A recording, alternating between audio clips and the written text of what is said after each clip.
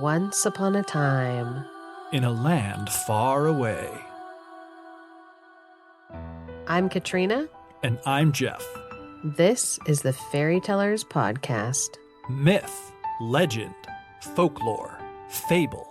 We explore what they say about cultures then and now, Grab a hot cup of cocoa and a comfy seat while we tell you a tale. Welcome back to the podcast. First episode of the new year. And of course, to start off the year, we have, you guessed it, another exciting episode. I was going to say, do you want your New Year's resolution this year to be to come up with like a new beginner for like this? No, I don't. Perfect. No notes. This intro came about in the best way, and that is absolutely organically. I just happened to start saying the same thing every single time. And I love that because you know what I don't like? I hate a super contrived, like little intro catchphrase thing, you know, unless it's really well done. If it's really well done and it's like really clever or whatever, like some people can pull it off really well. But so many people do it and don't pull it off really well. And it just sounds like annoying.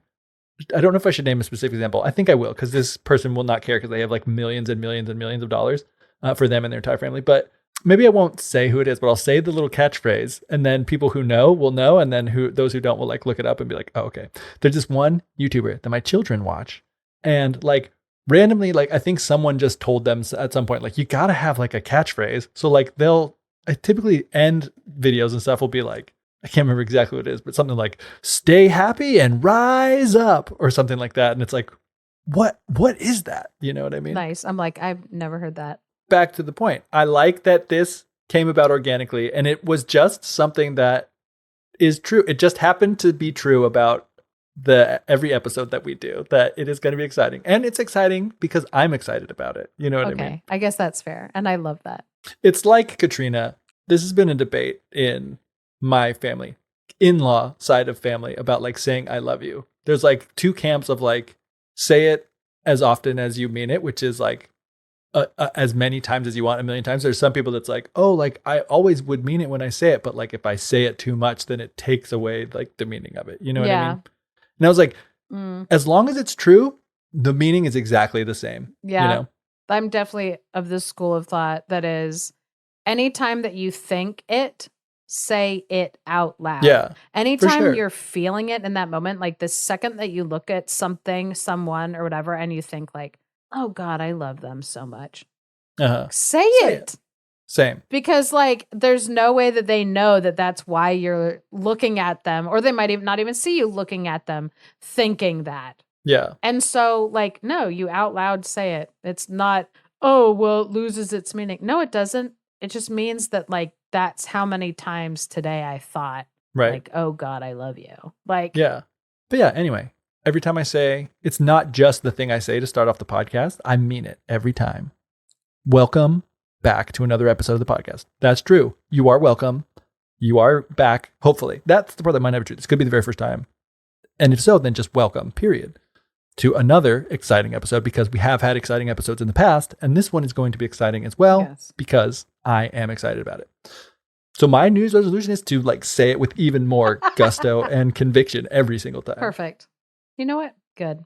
What's in your New Year's resolution? My new year, new focus on a new project. Ooh. Maybe exciting. We'll see. So last year we were trying to settle back into having more fun with our retellings and trying to recover from like burnout and moving and life being crazy and all that. Because Geoff and I both moved our living situations like the last year. Yeah, that's true. Yeah, we needed that last year to kind of like settle in, recalibrate, not have, because there was years when I was like in the middle of trying to finish up school and we were podcasting like hit or miss, and in the middle of like packing, moving, whatever. It was super, super stressful. So like last year, it was like, you know what? Let's just retell some really fun stories and goofy stories that are fun for us, make us laugh. So last year, a little bit of like recap. We went from riffraff and ragamuffins which was one of my children's like favorite episodes. I didn't let them listen to like every episode that we did last year, but that was one of their favorites just because it was that tale type that was like that kind of slapstick where it felt like, we're lining up all these like weird characters so that at the end there's this like cascading damage done to a bad guy in like a ridiculous fashion. That was a ton of fun. We did a mermaid episode that actually happened in May, the last day of May. I put it out. We had to sneak it in. Amazing. So crazy. We did it. And we got to meet some incredible mermaids, especially the yes, the quite rotund mermaid that was hopping on land even though it was underwater. It was weird, but we loved it. It was great. Yeah. And there were other mermaids in that episode like as well. And now whenever I think of like someone's telling something, because I get a lot of, folklore content on like TikTok and stuff nowadays. When people are telling stories that involve someone falling in love with the mermaid that I picture is that mermaid from that story, that like grotesque, absolutely. Like there's a picture. There's even a picture in the story illustration. Yeah, because she's like being described as having like anglerfish like teeth and stuff. Wolf teeth, I think, is what it said in the story. It was something like she had like wolf teeth. So there was like a lot about her that was very like horrifying. Not what you think when you think of mermaids. And it was an Irish tale, which again, like just hilarious. We also did last year Clever Gretel, which was an episode that was inspired by Geoff's son and his interest in the Brothers Grimm stories. Which he is committed to reading every single story in order in the Brothers Grimm anthology that we have, which includes every story. Well, actually, we talked about this. It's like kind of every story. Yeah. I think the one that you have, it has upwards of 200 tales in it, which is basically like as close to all of them as you can get without grabbing like special editions, translation. Like you have to go pretty far in the weeds, like to get which we're not like 20 extra stories. So like if he's missing any stories, it is essentially just pieces of random ones. Yeah, which we've kind of fallen off a little bit. I mean, he still wants to. He's brought it up. We just haven't been reading them like every night like we were for a while, but we've gotten like about a sixth of the way through, and there's not a few stories, Yeah. So he's doing good. That's fun. And yeah, that is a hilarious, like we wanted to retell the podcast because it was like a hilarious story. Like me and him were like laughing out loud as we're like reading this together. Yeah. Which, surprisingly doesn't happen all that often while reading the Brothers Grimm. I don't know if that's a common experience, but. Yeah. And then also the episode that we did entitled Eat the Rich. That was one of my favorite episodes of last year. And that was different tales that I had read throughout the month. They were from all over the world, but they just happened to have like a theme that was very much like rich people are evil and they should be destroyed. Or in like this one tale, grabbed by a devilish pot, swallowed, and then drugged to the depths of hell, which or turned into worms. Chef's kiss, like which was a hilarious one. And then, of course, throughout the year, we also had a spattering of other tales where we discussed racism intertwined with the history of the tale. So, like, it wasn't all just fun and games last year. That's true. But it was a lot of fun. That is also true. And now this year, that's all over. Just kidding. Nothing but serious scholarship from here on out. No. That's right. So this year's project is something that I've been thinking about, especially after the American Folklore Society conference. What I'm trying to do is basically come up with kind of a proof of concept collection of podcast episodes that's supposed to act as kind of an enrichment for a college curriculum. So my idea that I've been like playing with, percolating in my brain, is that sometimes the best way to get information into students is to give them multiple different ways to learn it. I am personally a learner that needs to hear something in like really broad terms first and then see very specific examples of what we're just talking about and then look at that broad overview again to be like, oh, okay, now I can like put it all. Yeah, like into context. Yeah. And so when classes are moving quickly from topic to topic to get through all that curriculum, I would love it when I would have a professor that was like, go home, watch this YouTube video over the weekend, or like check out this podcast interview before class on Thursday. Love that. Absolutely love that, because that enrichment was really helpful for me. And it was something that was fun that I could put on 2 times speed, because there are also times in class where I wish that I could put like a professor on 2 times speed. And so it's great when I would have those kind of professors and like those assignments where it would be, instead of going home and like reading 15 pages of something or whatever, it was like, oh, go listen to like this podcast interview, or like listen to this. Yeah. So if you're listening to this right now because one of your professors told you to, congratulations on your bonus points, and you're welcome. We're helping. So to be clear, this project is not to make a college curriculum type online class or something like that. It's purely supplemental material that will also probably cover stories that a professor wouldn't have you read, or that you've already encountered, just because I don't want to bore you to death. That's your professor's job. Yeah. We're supposed to help you have a slappy, happy, good time. Yep. Which is why we didn't, we've done a few Shakespeare episodes, but why we haven't done Hamlet, because I read that like 12 times throughout my high school and collegiate career. Which great, amazing play, but not a slappy, happy, fun time. Yeah, not slappy, happy, good time, but also, we didn't want you to do that. We wanted to hear something that you don't get to hear all the time from us, Yeah. So I'm with you. I support it 110%. So with this idea in mind, I'm going to be creating episodes this year that will go alongside a sample curriculum by Linda Krause Worley that is found in the book Teaching Fairy Tales, which is edited by Nancy L. Canepa.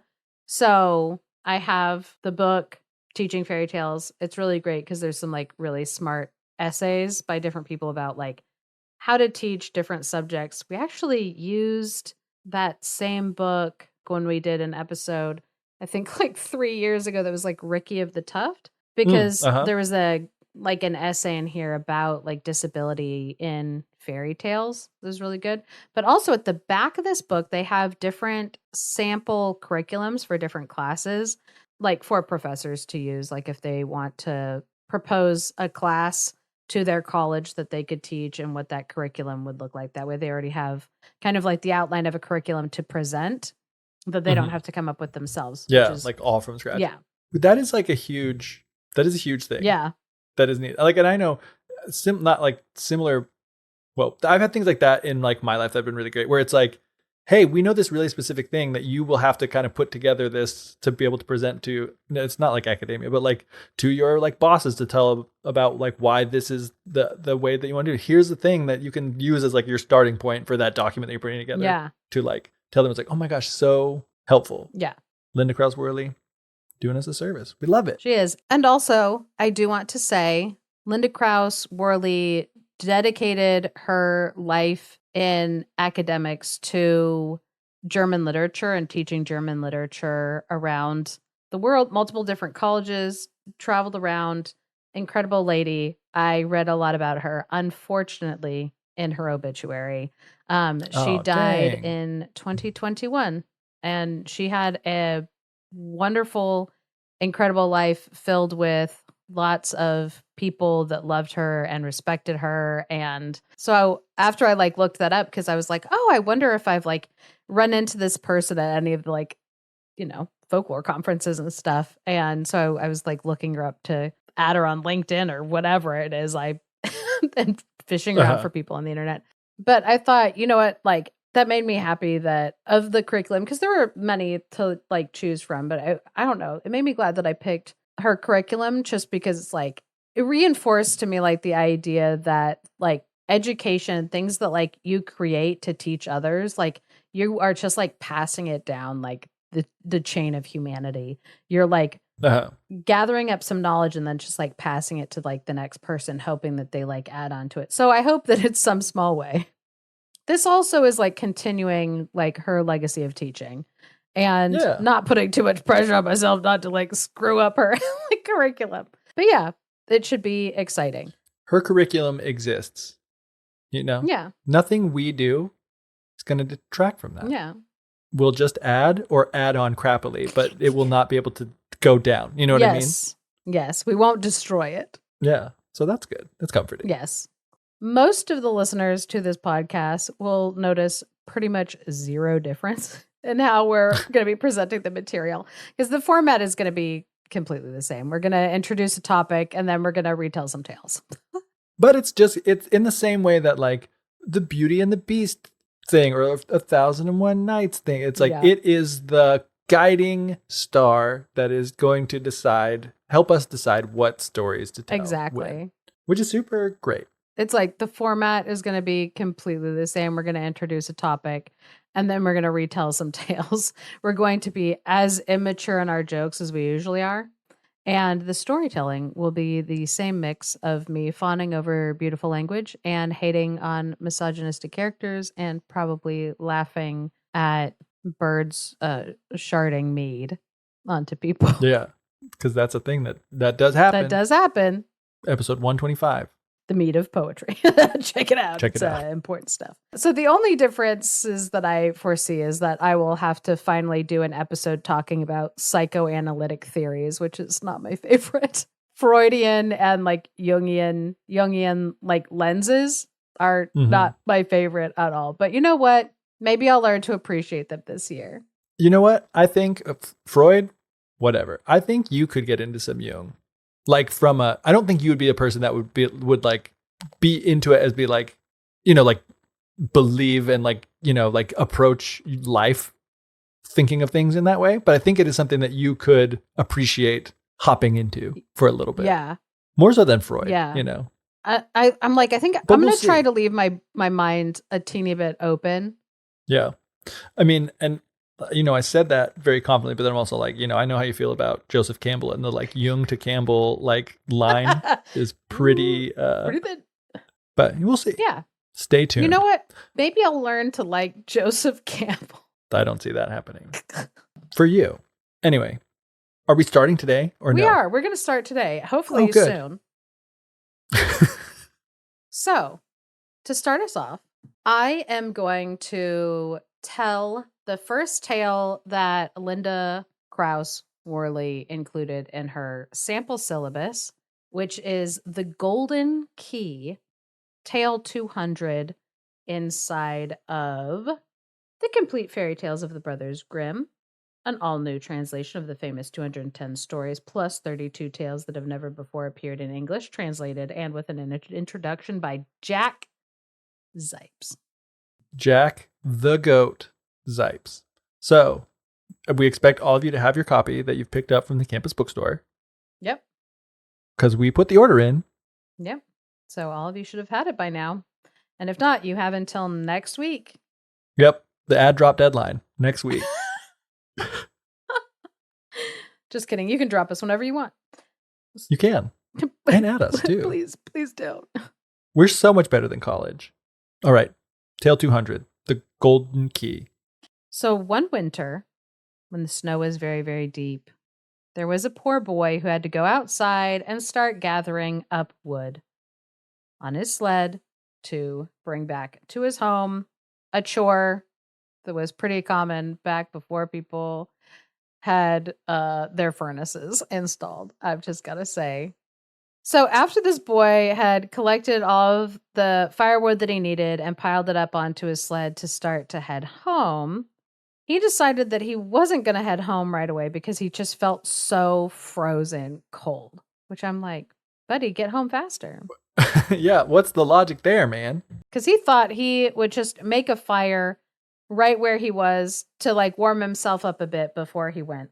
So he was like trying to come up with what he was going to do. So he began to scrape the snow away from an area on the ground to kind of like clear a space for him to assemble this fire. And while he was brushing an area around the ground away, clear of snow, he discovered a small golden key.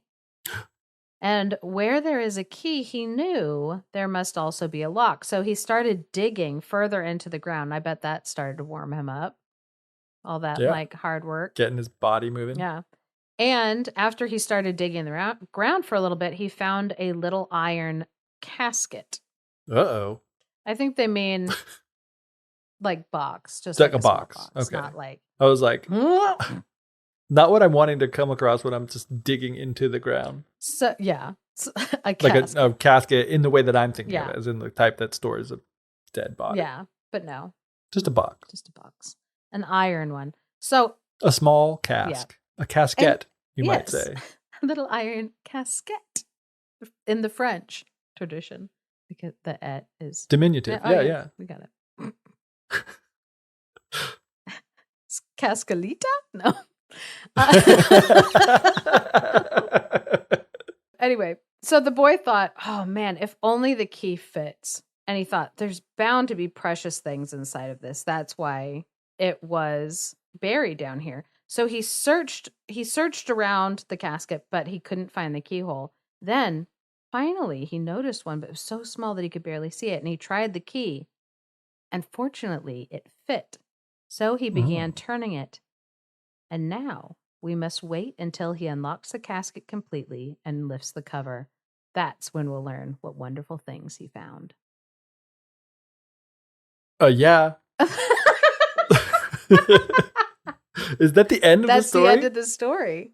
Oh my gosh. I absolutely love that Linda Krause Worley, like, she starts her syllabus that way. Like, she's like, this is how we're going to start the year of discovering what is inside of the Brothers Grimm, the fairy tale collections, like what's inside all that. So kind of this, to me, like a pretty clear message that the class is going to be like the knowledge that we gain diving into the subject is the treasure inside of that chest. Yeah. I do think it's interesting though that the Brothers Grimm put that story at the end. Like the end, yeah. It's like, which, as a story all by itself, not my favorite. Yeah, no. Contextualized as like, hey, this is the start of our class. We're going to be learning about stuff. It's like, that smart.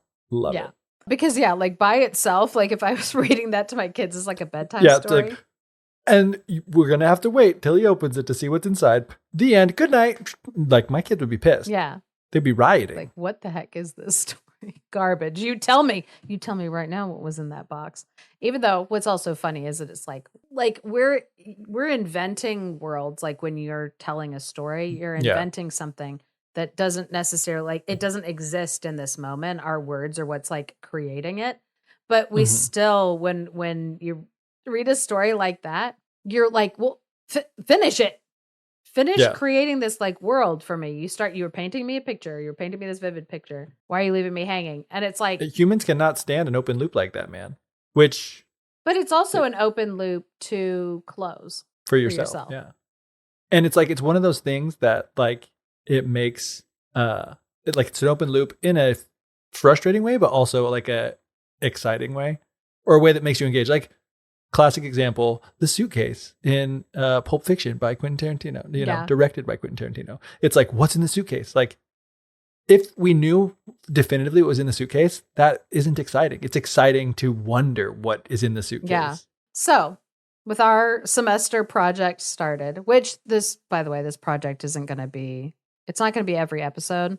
We're not going to be like trying to do it within, I'm going to do it within like the year, but it'll probably be like every other episode we do something like with it. Because we have other stuff planned for this year that'll also be fun and exciting.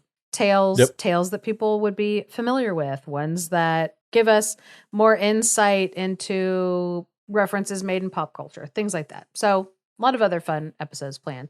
But today we're going to start off by talking about tail types and what tail types are. Ooh. Just kidding. Oh. Kind of, just kidding. Because we've done a ton of episodes examining the ATU tail types index. So we're going to be talking about methods that have been used to look at and examine tails.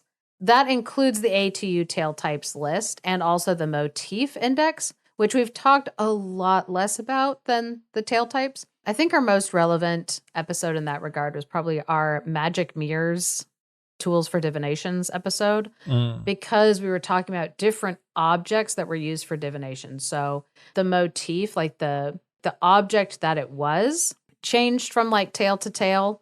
but all of them were used for the same reason, which was like divination. And so that was something that was interesting. I'm definitely wanting us to do an episode later on this year on the motif index, because in 2024 at the American Folklore Society conference, there was an amazing presenter that presented on some of the biases that are present in the motif index. And I actually ended up sitting next to them on the plane ride back home and talking about it with them. And it was funny because they were like, do you know about the ATU and motif indexes? And I was like, boy, do I ever. Absolutely, I do. But today we're going to talk about something that we have not discussed, I think, at all on the podcast. And that is Whoa. Vladimir Propp and structuralism. Wow, Katrina, don't threaten us with a good time. So for me, when I'm in class, is usually when my eyes start to glaze over, because we're talking about like parts of a story, structure of a story that gets way too focused on the pieces of things when my brain likes to look at the whole.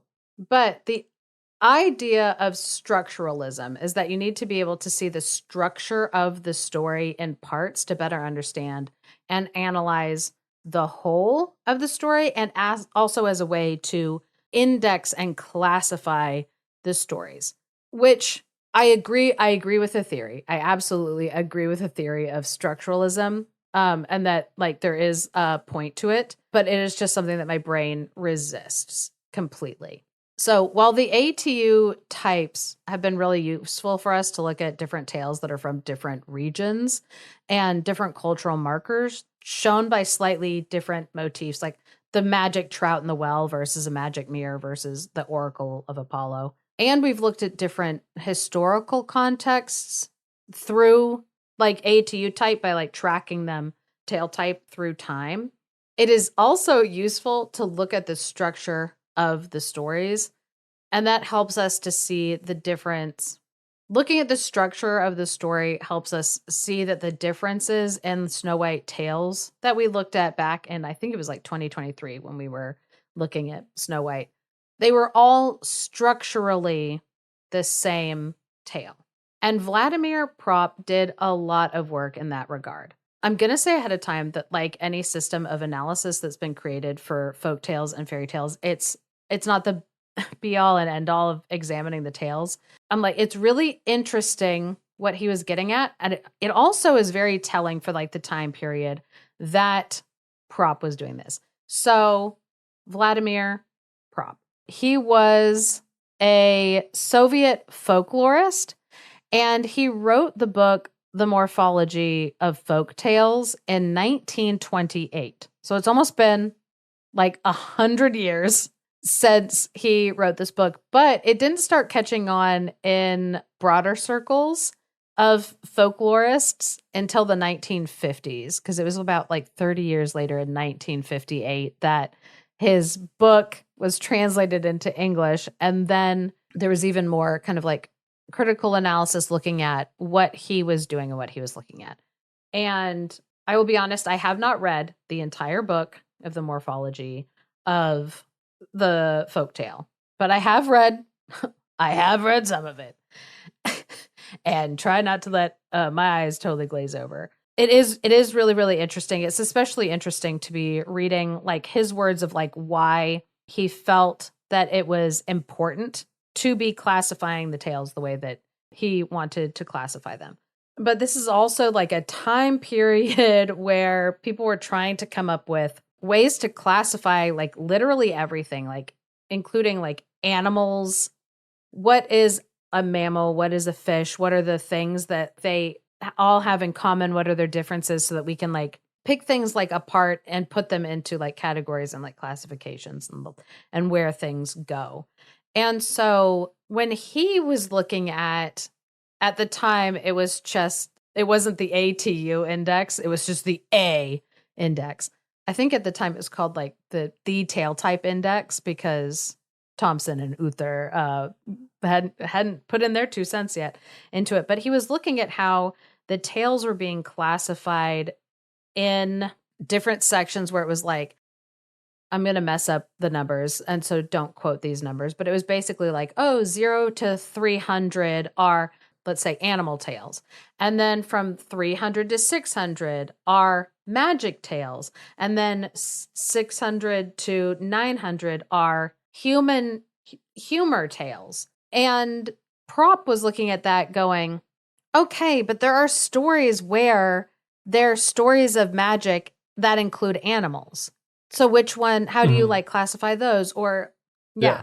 So he felt that by classifying the tales or even classifying the motif, that was not a good way to do it, because sometimes you can have a story where an animal is doing all of the action within the tale. And so you're like, you look at that and you're like, oh, I'm going to classify this with animal tales.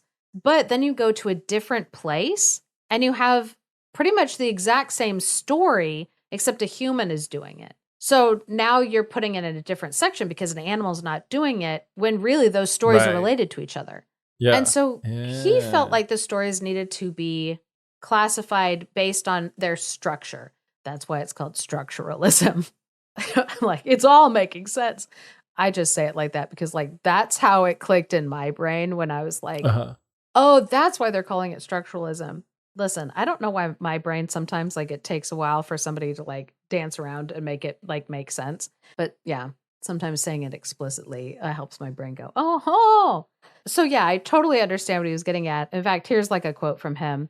But we see this not because animals do or do not figure in tales, but because fairy tales possess a quite particular structure which is immediately felt and which determines their category, even though we may not be aware of it. Every investigator who purports to be classifying according to the above scheme is in fact classifying differently. However, in contradicting himself, he actually proceeds correctly. Listen, I don't agree with like some of the stuff that he's saying when he's like putting forth his argument, and he's like, fairy tales possess a quite particular structure which is immediately felt. I'm like, I don't know if that's true. I don't know if I agree like with what he is saying, but he is like trying to say that, like, oh, when you can see and categorize the structure of a tale, it helps you to like categorize it better and in a way that is like more straightforward than trying to classify something into animal tales or human tales or whatever. So what he then proceeded to do, to try to do, was he, being a Soviet folklorist, he proceeded to go through about 100 of the tales that had been collected by, and I'm going to butcher this name and I do apologize, Alexander. Nailed that one. I probably didn't, if it's like pronounced it like Russian or Alexander, or I don't know. That's a good point. Yeah. Afanasyev, who he is basically, I like tell people like it's like the Brothers Grimm equivalent of a folklorist who is like collecting stories from the folk to have like a catalog of these like folk tales that were like so important. But here I'll also grab a quote from the Morphology of Folk Tales by Propp, where I'm like, I don't agree with you. Because basically, so he's talking about like the job of going through like these tales, trying to classify them, like it's very complicated. He says, the job is complicated, however, by the fact that uncorrupted tale construction is peculiar only to the peasantry, to a peasantry, moreover, little touched by civilization. All kinds of foreign influences alter and sometimes even corrupt a tale. Complications begin as soon as we leave the boundary of the absolutely authentic tale. In this relation, the Afanasyev collection is surprisingly gratifying material, but the tales of the Brothers Grimm, presenting the same scheme in general, display a less pure and stable form of it. It is impossible to provide for all the details. So essentially what he is saying, and this is towards like the end of the book, what he is saying is that some of the issues that arise that complicate his findings are that when he goes outside of like some of the Russian tales that he collected, it doesn't fit the structure that he's like outlined and created. But he blames that on the fact that like the Russians were able, Alexander Afanasyev was able to collect a pure example of like the peasantry tales, and the Brothers Grimm were not. And that's kind of like the reason why, like, if things don't fit the structure, the formulas that he's like outlined, it's because your collectors suck. They didn't do a good job. And I'm the bomb. That like whoever you got your stories from were too far from like the pure, authentic peasant stories. And that's one of the issues. So I'm like, okay, he felt that way. But I also think it's interesting because there were like 400 tales. He went through about 100 of those tales and came up with like his ideas. And I don't even think it within like the Russian fairy tales that are collected, like of the 400, I don't think all of them fit in with what he was saying, but maybe those ones are less pure is like what the issue is. But I will show you briefly because I'm like, I can only imagine, Jeffrey, how bored you must be in this very moment. I can feel my brain glazing over with the information. So we will get to a story soon so that we can enjoy examining what he says a little bit better. So anyway, Propp's approach was syntagmatic, as in syntax is like, that's kind of like that root word that we're looking at. Must be Greek.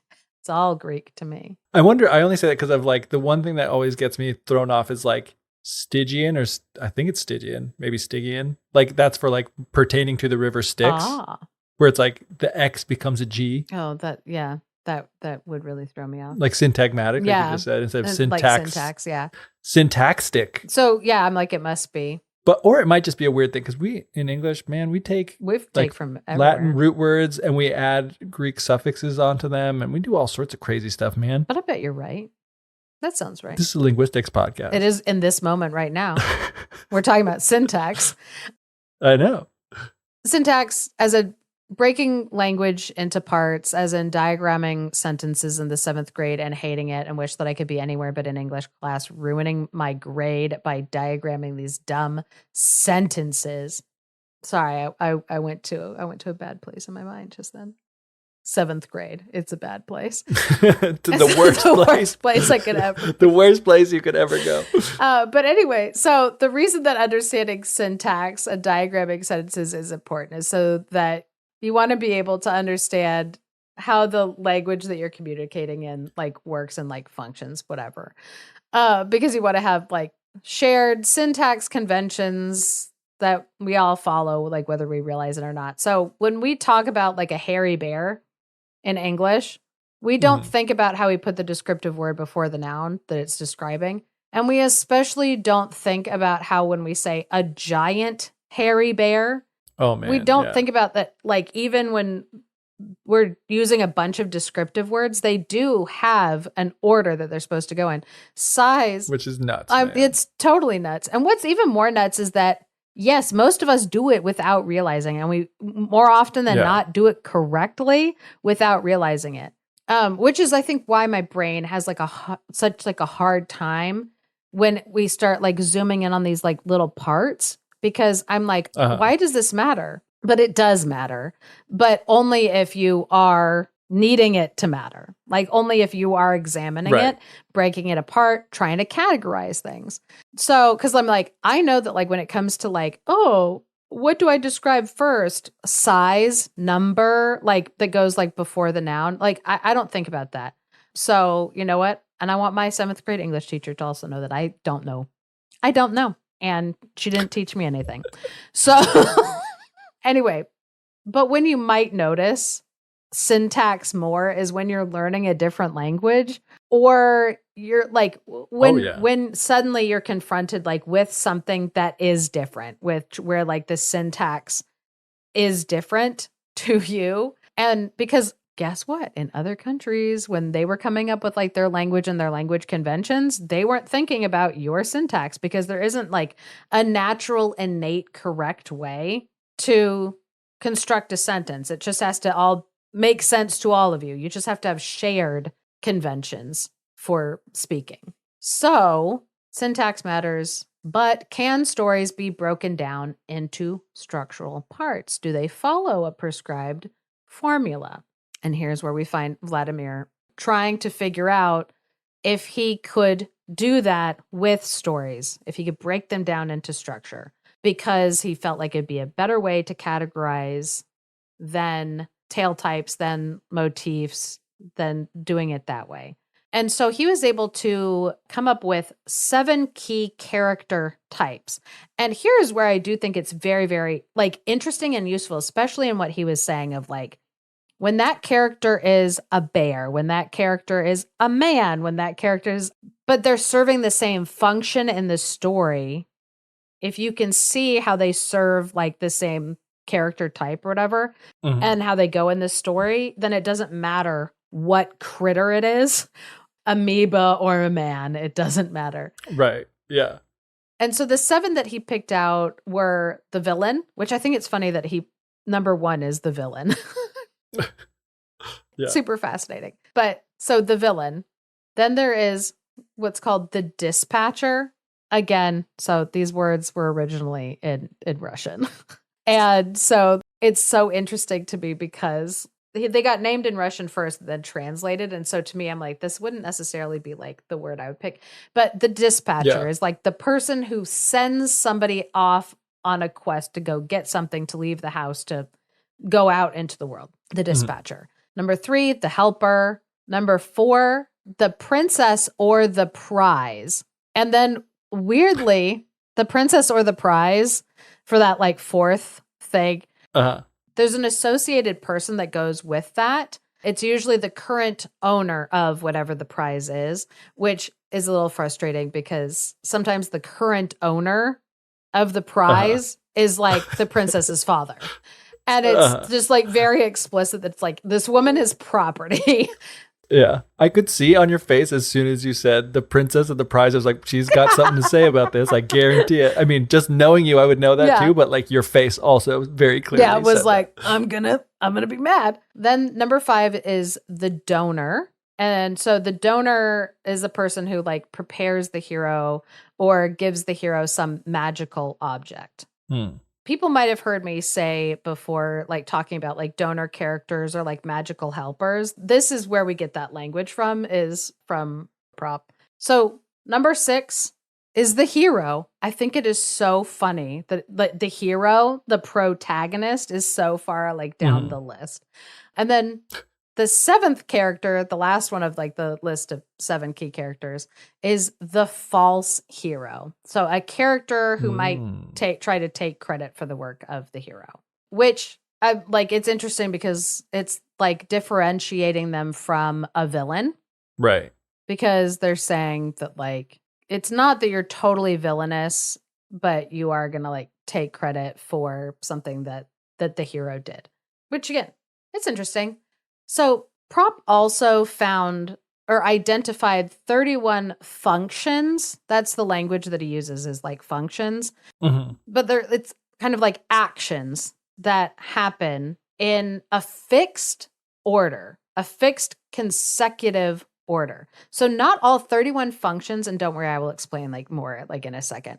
Not all 31 functions have to be present in the story, but they do have to go in order, which is something that I contest. I don't, where I'm like, but I guess what I'm looking at is maybe like less pure, authentic peasantry stories. I don't know. Yeah, Katrina. Yeah. I'm like, this is all my fault. So a story can have functions like 1 through 5, 7, 10 through 13, 18 through 22, 29, 31, and then the story ends. And that would be like a full story.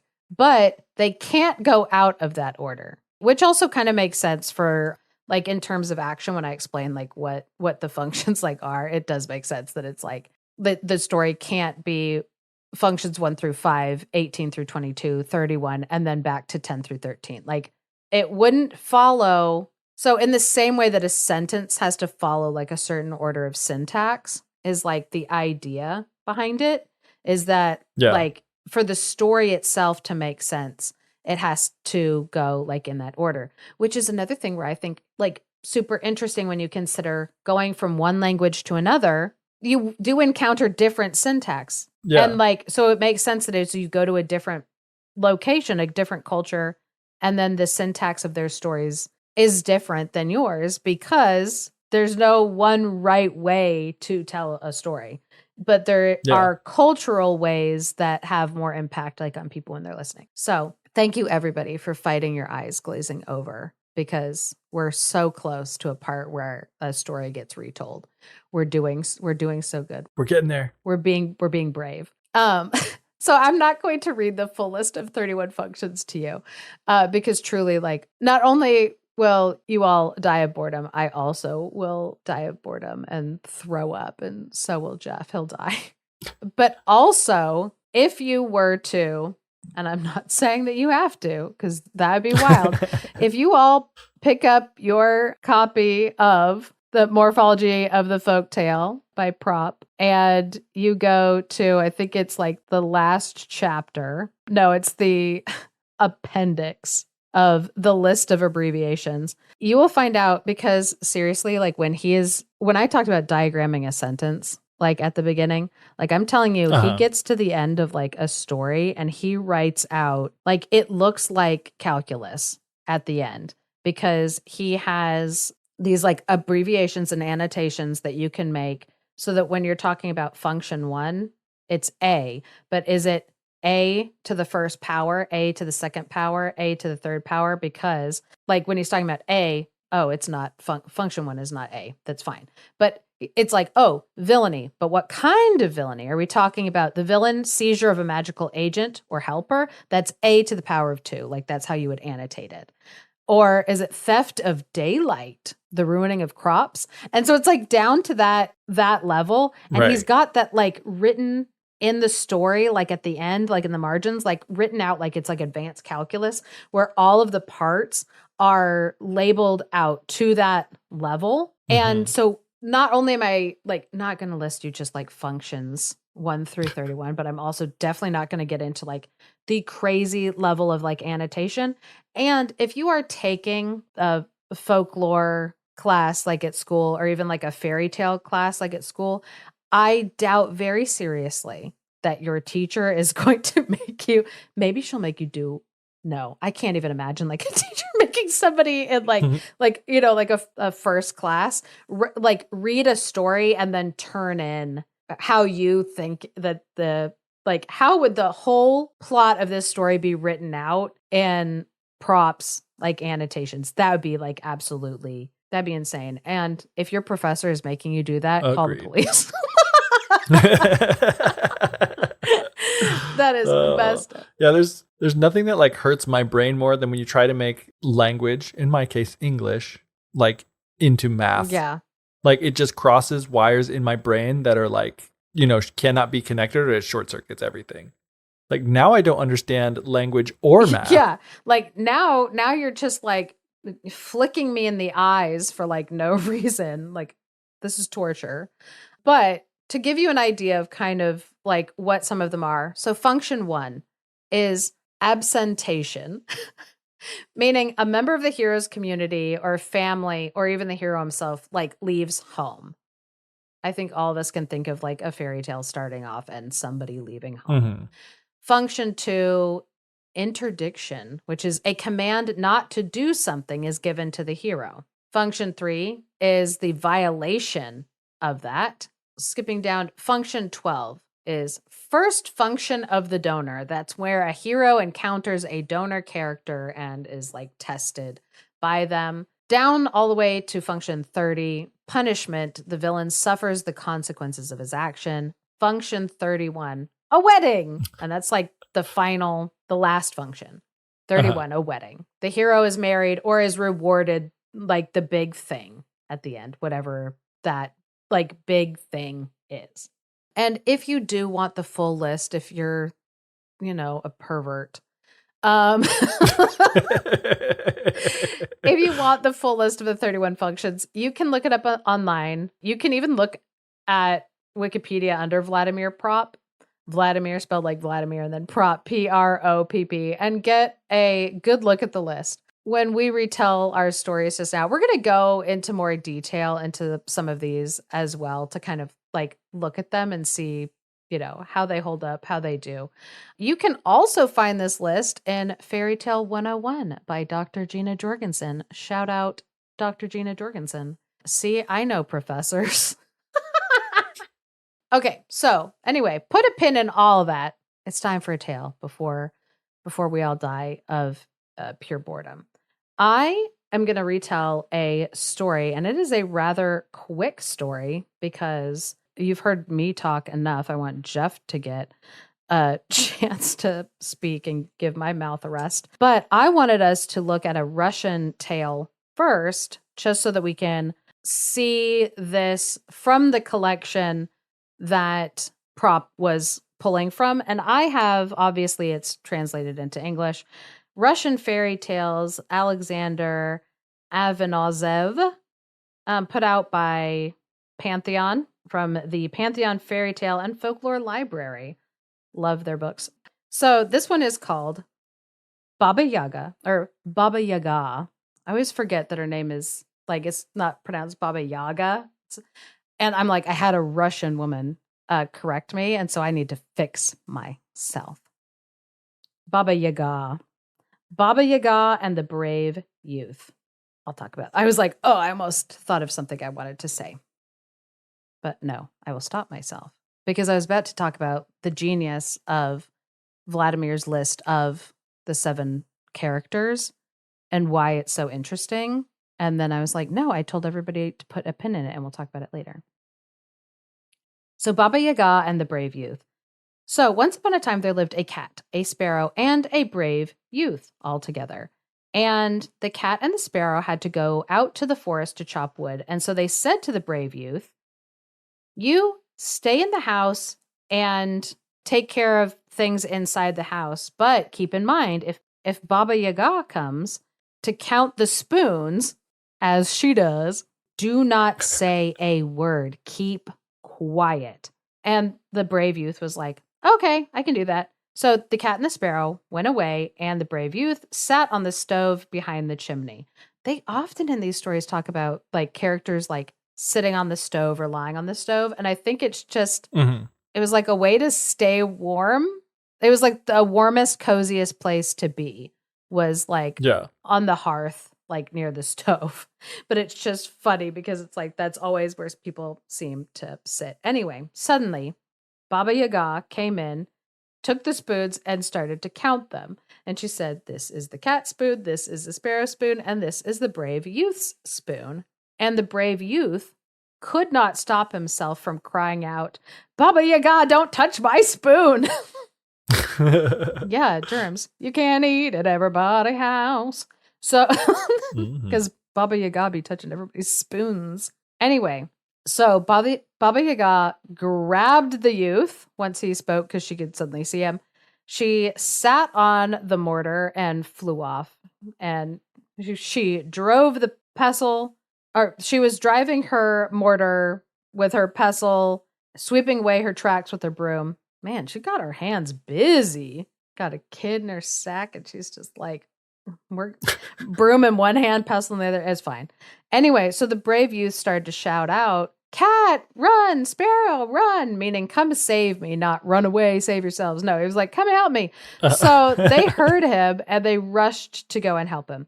And, the cat started scratching up Baba Yaga and the sparrow was pecking at her. And so they were able to rescue this kid. So the next day, the cat and the sparrow, they had to go out to the forest to chop wood. And so they told the kid again, mind yourself. If Baba Yaga comes, don't say anything because we have to go even farther away today. Like you're in even more danger. Please hide yourself. Don't say anything. So as soon as the brave youth had sat down behind the chimney, Baba Yaga came and started to count the spoons. She's like, oh, this is the cat spoon. This is the sparrow spoon. And this is the brave youth spoon. And this kid was like, nope, she's doing it again. She's touching my stuff. He's like, Baba Yaga, don't touch my spoon. Immediately, Baba Yaga seizes the brave youth, drags him along with her, and the brave youth shouted, cat run, sparrow run. And they heard him and they rushed to help him. And the cat began to scratch at the sparrow to peck at Baba Yaga. So they were able to rescue him again. So third day, because of course, we all know how this works. We're not stupid. We've been doing this for a while. Third day, the cat and sparrow tell this boy, okay, we have to leave, but we have to go even farther away than we did the last like 2 days. If you get nabbed, we are not going to be able to save you. So this time, do not say anything if Baba Yaga shows up at the house and starts touching the spoons. Don't say anything. Just let it go. Because if she hears you, she will grab you and we cannot come and save you. And this kid's like, of course, I understand. That totally makes sense. Whatever. So, of course, Baba Yaga shows back up and is counting the spoons. And she's like, this is the cat spoon. This is the sparrow spoon. This is the brave youth spoon.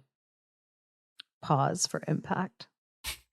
She doesn't hear anything. So she's like, okay. So she decides she's going to count the spoons again. So she's like, this is the cat spoon, this is the sparrow spoon, and this is the brave youth spoon. She waits, doesn't hear anything. She's like, just worked the last 2 days. So again, she goes, this is the cat spoon, this is the sparrow spoon, and this is the brave youth spoon. I don't know. Maybe that third time she just like gave it a good old lick to really agitate that kid. Yeah. It doesn't say that in the story, and I want people to know that, but I like to imagine, my own little things. So anyway, the kid could not restrain himself anymore. And so he shouts out, "Don't touch my spoon." And so obviously Baba Yaga seizes the brave youth, drags him along with her. And so he starts calling out, screaming like, please, please, like, cat, come. Sparrow, come, but they don't because they're too far away. They can't hear him. They can't get to him. It is too late. So Baba Yaga takes him home, puts him in the wooden shed by the stove, makes a fire in the stove, and she said to her eldest daughter, I'm going to Russia. Meanwhile, roast this brave youth for my dinner. And her daughter was like, okay, I can do it. So the stove got hot. The girl grabbed the brave youth to, pull him out of the shed to get him in the oven. And she's like, all right, lie down on the roasting pan. So he laid down on the roasting pan, but he held up one of his feet so that it touched the ceiling and put the other on the floor. And the girl was like, no, not like that. That's wrong. What even is that? Why are you doing like the full splits on my roasting pan? That's messed up, bro. And he was like, well, I don't know how to do it. I've never done that before. Why don't you show me how? And she was like, no, like this. So she laid down on the roasting pan and curled herself up into a ball, so that she'd fit nice and good in an oven. The logical way that you would climb onto a roasting pan. What was he doing? Who even knows? Obviously, he's messing with her. So she's curled up in this roasting pan. So he just shoves her straight into the fire, starts cooking her up. So Baba Yaga, smelling, this beautiful roast, comes in the house and she's like, ooh, I am going to feast and regale myself on the brave youth's bones. And the brave youth said to her, feast and regale yourself on your own daughter's bones. And Baba Yaga looked in the oven and she was like, oh, dang it. You cheat, you wait, you won't get away. So she ordered her second daughter to roast the brave youth and went away. So same exact thing happened. He was like, oh, 1 foot up, 1 foot down. And she's like, what are you doing? What's wrong with you? And he's like, then you show me how. So she climbs on the pan, curls up, pushes her in. Baba Yaga comes home and is like, why is my second dumb daughter inside of this oven? This is so stupid. So she calls her third daughter and is like, can you please roast this kid up? I'm having such a day. And her daughter's like, yeah, no problem. So Baba Yaga leaves. Her daughter is like, okay, get on the roasting pan. And he's like this, and puts his foot on the ceiling and one on the floor. And she's like, what in the world's wrong with you? No. He's like, show me how. She curls up in a ball. He shoves her into the oven. Baba Yaga comes home again. She's like, oh my gosh, I have run out of daughters. Do I have to do everything myself? So she turns to this kid and she's like, get on the roasting pan, like the roasting pan. And he's like this. And he puts a foot on the ceiling and a foot on the floor. And she's like, what's wrong with you? That's not how you do that. And he's like, then can you show me how? So of course, Baba Yaga lays on the roasting pan, curls up. He pushes her into the oven and then he leaves. The brave youth quickly shoved her into the oven, ran home, and said to his brothers, that's what I did with Baba Yaga. The end. So, quick story so that we can go back to talking about the functions but having something to like compare them to. So Yeah. function 1, again, like I said, absentation. A member of the hero's community or family leaves home. So the cat and the sparrow, they're leaving home. They do function 2, which is the interdiction, the command not to do something. They like say to him, if Baba Yaga comes in here and is counting spoons, don't say anything, just be quiet, let her do it. Then function 3, violation of the interdiction. The command is violated, which generally leads to a negative consequence, and the villain like entering into the story or like now being empowered to do something in the story. So in this story, we then kind of have that repeated, that like function 1, 2, 3, function 1, 2, 3, function 1, 2, 3, before then he gets taken out like all the way to where Baba Yaga is. So we can see that like this is not one of those longer tales that goes through like every single one of the like 1 through 31. This is like a short tale. So you have that, and then you have, skipping down to function 11, the departure. The hero leaves the home environment. And so now he's not meeting any donor characters in his story. He's like keeps meeting these villains, having struggles, which is function 16 struggle. The hero and villain meet and engage in conflict directly. And that is kind of also repeated with like the characters of Daughters, where it's like the struggle, victory, struggle, victory, where it's these kind of like small things until he is then able to reach function 26, the solution. The hero accomplishes a difficult task. The difficult task just being getting away from all of these villains, Baba Yaga and like her 3 daughters. And this story ends rather quickly with like possibly function 27 of recognition. The hero is given due recognition. The like, brothers, look, I was able to escape from Baba Yaga. The end. And so one thing I wanted to say that is really interesting to me about that story and why it illustrates really well the power of Propp's 7 characters that he outlines is it does fix this problem of when he's looking at the characters in like the Russian tales, where the Baba Yaga problem is what I think I would kind of like label it and call it, that we've encountered in other tales before, which is that in some tales, she functions as the villain, number 1 character cast spot.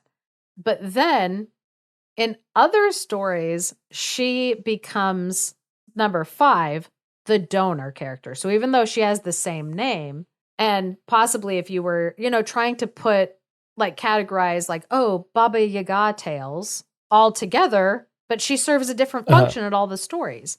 She's doing different things. She's being a different character. And so that would be a bad way to organize her. But with Propp system, you can say, oh, this story has a donor character who helps the hero. That's how we're going to categorize this, even though the donor character pops up as Baba Yaga, who in other tales is, the ultimate villain. Right. And so I do think that that is like a very powerful tool that he was trying to work with and address in a lot of the issues that he was seeing in like tale type organizations and motif organizations. It's such a tricky thing because there's just so many variables and so many things are like just by the nature of being told by different people, especially over time. Yeah. That it's like even in the same place, stories are different, and even by different people in the same place at the same time, they're being told slightly differently. Yeah. So it's like where all these variables like can change and compound. Yeah. It's like creating like a cohesive system that always works for every single one of these things is like impossible. And that ultimately is the issue with like every single categorical system that like humans have tried to come up with for things, even when it comes to like when I was talking about like trying to classify sea life, because the term fish, what is like a fish, is also very nebulous, more nebulous than most people commonly like would realize if you were, because you just hold something up in front of me and I'll tell you like fish or no fish. And Yeah. it'd just be purely based on like my subjective opinion of what is fish and what is not fish, because it basically comes down to Yeah. like, is it a vertebrate in the ocean? Okay, yeah. Can it be classified as like a mammal because it gives live birth? Or like if you say, oh, well, fish don't give live birth, they lay eggs. Well, not all fish do. Some, even sharks, Yeah, like when you're looking at sharks. sharks, some Some sharks. sharks live birth, others egg sacs. Eggs. And so even if you're just looking at like sharks, you're like having a problem. And you're like, wait, how can this thing that looks like this and this thing that looks almost exactly like it not be the same thing, because one has live birth and one has eggs? And so like you get down to where you're like trying to like, okay, I need to classify this thing, but how? It's like most people, if you look at like fungus, you look at a mushroom and you're like, obviously that's a plant because it's not an animal. Well, it's not a plant. It's structurally not a plant. It's communally not a plant. There's a lot of things about fungus that makes it not a plant. Right. But even that, it's like, but that's because we've decided that a plant is these bounds. Yeah, because there was actually this like one plant when I was like in Yosemite, I took a picture of it thinking it was like the craziest fungus I had ever seen in my life, because it was this like bright red and it was glowing and like, or glowing. It was growing in a cluster around a tree. And it turns out that it's not technically a fungus, but it's a plant that doesn't photosynthesize what it does, which is why it's not green. It's bright red. Mm-hmm. And the reason is because it is leaching its food source from the roots of the tree, because it can't photosynthesize by itself. And so it's like feeding off the tree. But it is a plant. It's not a fungus. And I'm like, why? Like, that's insane. And so it's like anytime humans, they want to put things in categories. They want to make it kind of like easier to understand the world and like, just put things in the categories where they belong. And nothing is really like that neat and that capable of like being organized, because things will serve multiple parts. Yeah. And so, it is like, it's important to know about Propp and structuralism. It's important to know when you're studying like, folk tales and fairy tales, what the ATU type is, what the motif index is, like why those categories are important, but then also to know that like, they're not going to fix everything. They're not going to like answer all the questions or be able to like neatly categorize anything, because it's like an impossible task. Yeah. And it like gives a starting point. Like it gives a structure, not like the structure that is absolutely true, but it's like gives a structure and a viewpoint from which to start comparing and contrasting stories, which is something that is helpful. But it's also interesting. I mean, we don't have to talk about this a lot, but it's also like this whole, like, where do you draw the line of what is what and what is what? Yeah. Especially in something like, I don't know. I mean, maybe I want to say it's different than like science, where there's like more hard and fast things, but it's like, maybe not actually. But like why talking about like bias starts to come into play. It's like the fact that we're like arbitrarily assigning functions and whatever, like we're doing that based on our own biases of things that we think are important enough to be their own separate thing. So, but it's like, that's not the same for everyone and everywhere. And so it's like, it makes it really easy for bias to like, play a big part, which is interesting. It's like when people ask like, why can't Pluto be a planet anymore? Like, why did it get demoted? Why can't we just call it a planet? And the answer is that like scientists came up with guidelines and categories of like what is and what is not a planet. And again, like some of it is arbitrary in that like humans made it up of like what is or is not, because they're basing it off of like what they need to know to study the thing, like to better understand the thing and which ones need the focus that they need on it. And then with like Pluto, it became apparent as scientists knew more that if our definition of planets can include Pluto, then we're going to have to include hundreds of other objects that are out in the Kuiper Belt. And so it became a thing of like, for scientists, at what point is that definition necessary for them to focus what they're doing and label what they're doing versus the weird general public's anthropomorphizing of the feelings of Pluto, of being like, this planet matters to us, and so we don't want to demote it. When it's like, there are literally bigger dwarf planets out there than Pluto. Yeah. But we're not going to be able to like memorize all of them and to what point and purpose. And so like it is like when we're trying to like categorize stuff, it's like, but for whose benefit are we arbitrarily like drawing what lines? Yeah. And again, just like with Pluto, like there's kind of some really fun and interesting things that we learn about people. Yeah. From those biases. You know what I mean? It's like, and it's fun.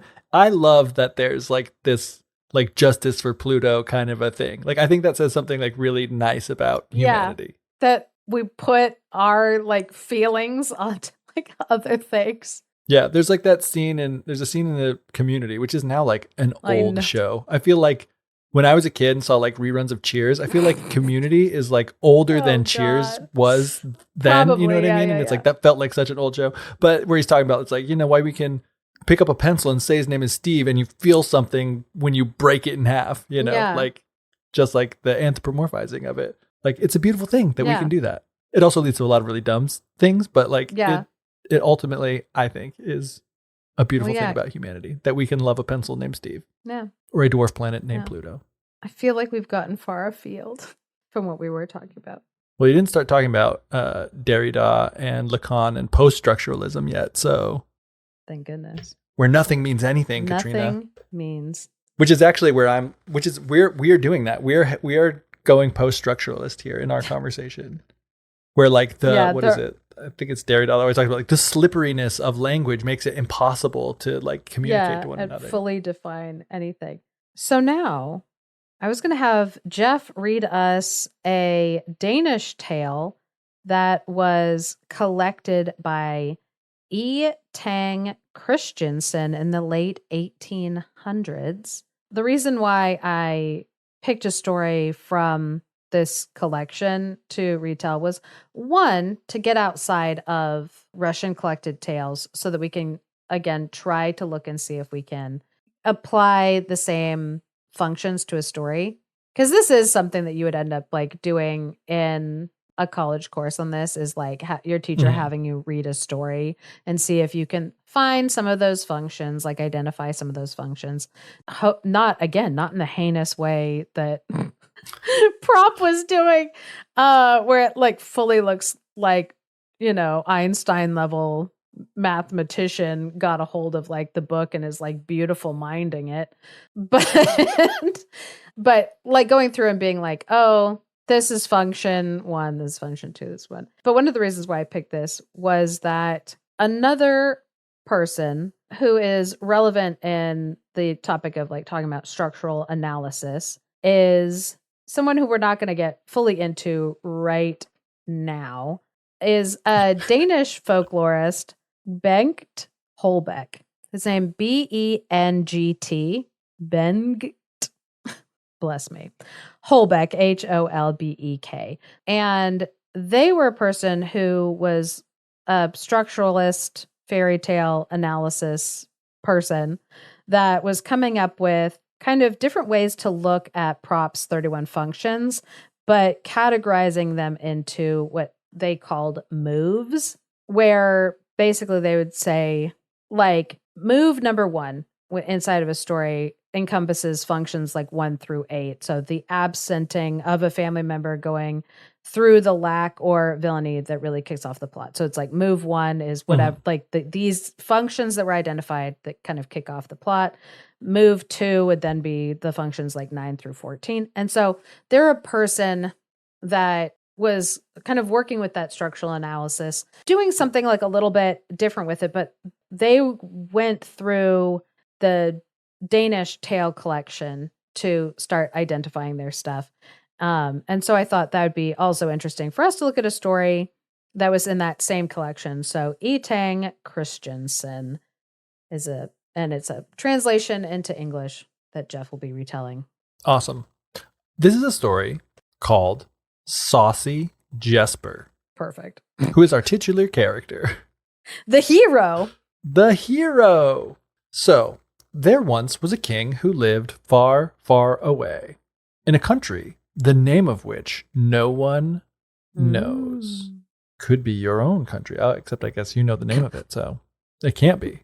This king had a daughter, only one daughter, his only child, and she was very sad and melancholy of disposition. So much so that nobody remembered ever having seen her smile, ever. And now she was all grown up, pretty and good, it said, but also always sorrowful and downcast. So a depressed baddie princess. She was so sad and in such low spirits that everyone thought it seemed totally impossible that anybody in the entire world would be able to cheer her up or gladden her or make her laugh or smile or anything. That's how sad she was. The king, on the other hand, was of a very amiable disposition, it says. And also he was a very able man at managing his country. But he was like really disturbed and distressed. Disturbed is not the right word. Really worried and concerned about, his daughter and her condition. And so it caused him a lot of like stress and anxiety. And Yeah. so much so that this guy who was usually like pretty like bright and happy and whatever started becoming pretty gloomy in his own right. Worried about his daughter. Because he's an involved father. Yeah. Which good fathers in fairy tales, not something that is a given. That is for dang sure. Especially fathers of women tend to probably be. I mean, I've not done an analysis, crunching the numbers and seeing, but I would say that over 50%, not great. So he's like knocking it out of the park. Yeah. Listen, if the bar is in the basement, like, he's clear in that. Yeah. I mean, okay. I'm thinking about later in the story, and it's like, okay, but like just by the bar being set so low, it's like the bar's in the basement. Because I'm like, listen, I already teased a little bit earlier about like the prize and the person, and the owner of the prize. So I'm like, oh, guys. So anyway, he had this one kid, and because of that, this princess, the sad baddie, was the one that would inherit the kingdom when he had died. And if you think about this too much, it gets really, really sad. I mean, it still is sad, but it's saying like she looked so downcast that the king feared that she might suffer an early and untimely death. Oh, yeah. And I was like, don't think too much into that. But it's like, she was in bad shape. Yeah. That's the point. And he was really worried about her mental health. Yeah. Which, good for him. Yeah. So he made it known throughout the land that as a way to he came up with a plan. This is his plan to try to cheer up his daughter. Made it known throughout the land that if anyone could win a smile from her, that he starts to lose dad points at this point, good dad points. Whoever could make her smile would be honored with her hand in marriage and ascend to the throne when he himself died. So there's two prizes here, the princess and the throne. Yeah, but at least what he wanted was like somebody who could make his daughter happy. For sure. That is sweet. Yeah, it's like she wasn't the prize for like the prize's sake. Like she wasn't like the carrot that you're dangling to try to get somebody good to come and do this. It was like, yeah, he wanted her to be with somebody who made her happy, and he wanted and he wants her to be happy. Yeah. So anyway, there were a lot of people who came and tried their best to make her smile, because that was it. It was not even laugh, just smile. But there was nobody that could do it. It says they only succeeded in making twofold fools of themselves. First, when they attempted to amuse her, and second, when they were obliged to return home with a long face. Disappointed. That's exactly what I thought too, because it's like M dash disappointed. Was this written by AI? M dash. What is this M dash? We don't need to go down that rabbit hole. I love the idea of it being like, is this AI? When it's like the book that you're reading from. I'm trying to remember. I think because it's in archive.org. I think it was translated in I think like the 60s. So that'd be incredible if it was AI. I mean, I read some science fiction books from the 60s that have AI in them. That have AI in them, but not written by AI. Right. That we know of. Ooh, I mean, also the fact that it was where do you think AI learned it? From Saucy Jesper. It's like, anyway, so the king grew very tired of watching everyone trying to make his daughter laugh unsuccessfully. but he used to be, himself like getting a little laugh out of all the people like coming in and doing jokes, and like he enjoyed it and he thought it was really funny. But then just to see it not working, and it made him like more depressed, more sad. And it's like, I get that a lot. I feel you, man. Especially, it says, when he looked at his daughter and saw just how sad and sour-faced she was as before, despite all the hilarious things that they were doing. Which is like, I don't know, there's something actually like pretty deep in that. From like, I don't know, that I relate to personally, just as far as like being in a situation where like, that really funny things are happening, but just being like so down that you both recognize how fun it should be, but also feel like absolutely terrible. Yeah. And then it makes it kind of like even worse because you're realizing like, yeah, that would make me happy if making me happy was possible. Yeah. And so it's like the father seeing this in his daughter also is feeling like really, really sad because he's recognizing that too. And it's just like, oh man, so sad. So because of this, not the direction I would have gone, but he gave a new order, which was that, okay, the original thing still stands. If you can come in with my daughter smile, you'll get to marry her and you'll get to, inherit the throne when I'm dead. But now if you come and you try, but you fail, we're going to dip you in tar, roll you in feathers, and spank you on the butt and send you on your way in disgrace. I added like spank you on the butt part, but send you away. But that's what I imagine. Yeah. I love that. Thank you, Geoff, for making me laugh. That was that image. Spank him on the butt. And like, the little, and you see in cartoons, like when that happens, they like spank them out the door and they, the little giddy up they do in their step as they're like, like all tarred and feathered. I can picture it so clearly. The Don Bluth animated version of this story. Yes. Because Disney would never. So obviously, what do you think happened after he gave this new set of rules? I would assume less people were wanting to give it a try because they didn't want to get that spank on the butt, let alone for sure. the tar and feather of it all. Yeah. I mean, adding insult to injury. Not only were you not funny, but now we're going to make you a laughing stock. We're going and like torture you, like harm you physically. Yeah. I recently learned, so I used to think that tar, like when you tar and feather somebody, was hot. And then I think I heard on was it a TikTok? At least, because I used to think that tar was like boiling hot. And then I heard that it's like, it was not. I mean, it's still pretty bad because like when you get tarred and feathered, like basically like in public, your clothes are ripped off of you, at least down to like the waist. And then like wood tar is like painted on you or poured on you. And it's not boiling hot, thank goodness. Yeah. But it is like very, very hard to get off. I mean, I've gotten like sap, like dripping sap on me, and that's hard enough to get off.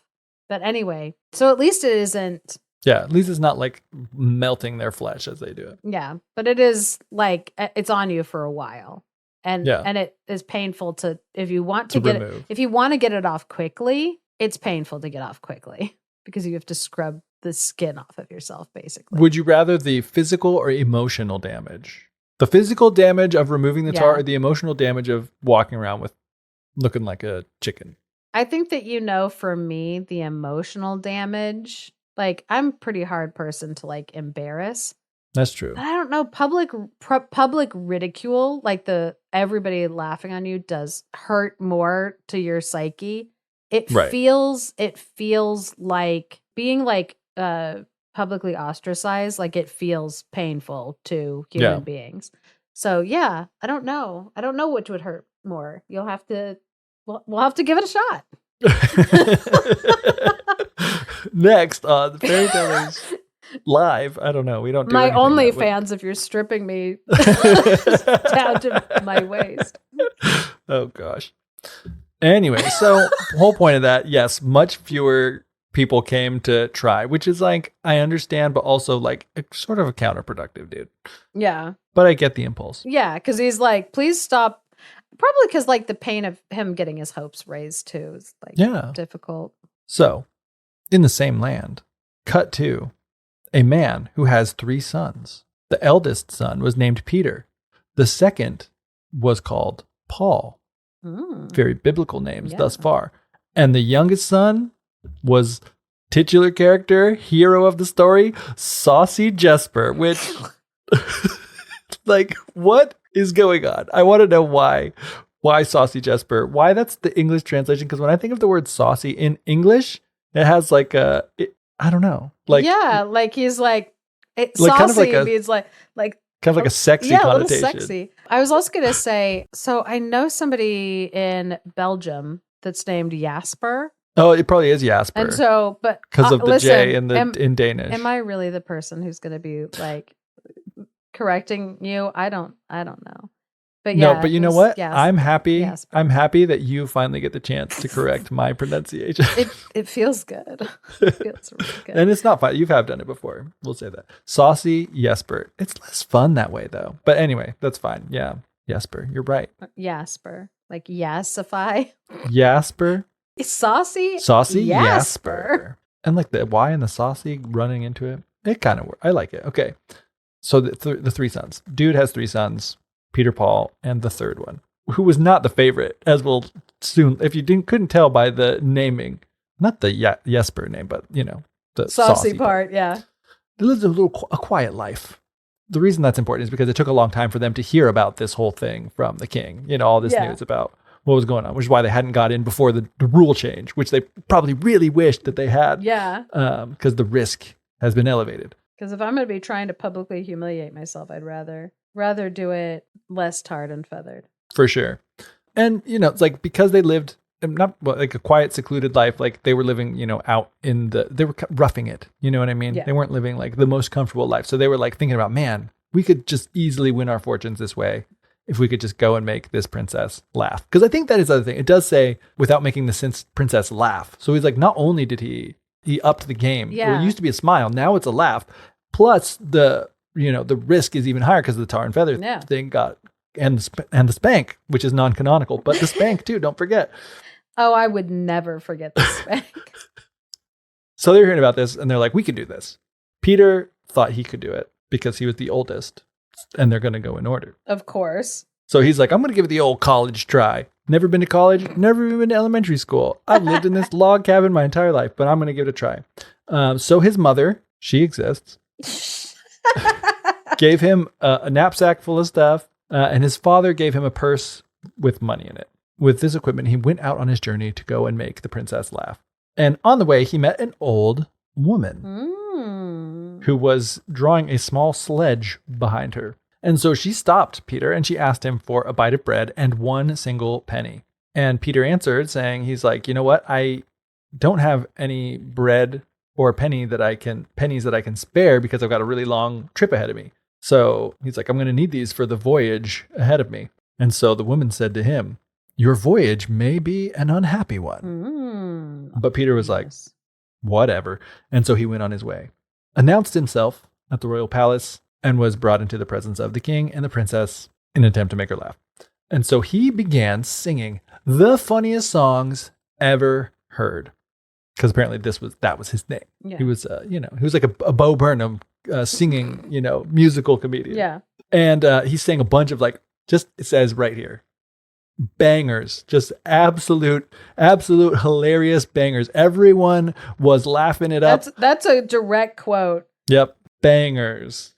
But of course, the princess was not amused. She remained as gloomy as ever. And so Peter, according to the rules that he understood well, was dipped in tar, rolled in feathers, given a spank, and sent on his way out of the palace. And it says here, his mother had to use a whole barrel of butter to remove all of the tar from him. That's a lot of butter. That's a lot of butter. Those cows are hurting the next day. So if Peter didn't succeed, Paul, the second son, might have some better chances. Or maybe.